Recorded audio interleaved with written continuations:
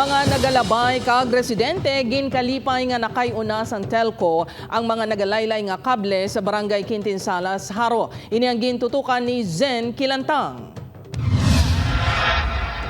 Kada adlaw ginasugat ni Jonah ang iya bata sa eskwelahan kag nagaagi diri sa dalan sa barangay Quintinsalas, Haro. Ginkalipay sini nga nakay-una sang telephone company ang nagahilay nga poste kag nagalaylay nga kable.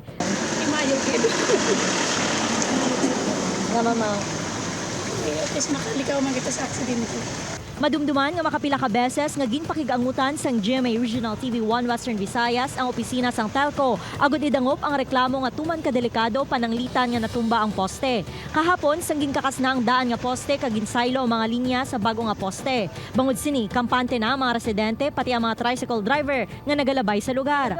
Mayo na lang tamon kay kinilay sa nila posteo. Why na problema sa umaladi di.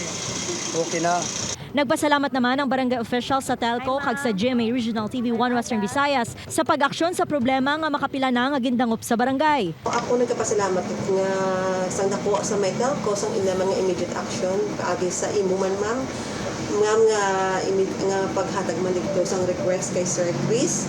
So ang akong nang sa liwat nga madam bigay sa kag sa telco. Sa GMA gid Upod kay Marvin Lauderes, Zen Kilantang, One Western Visayas.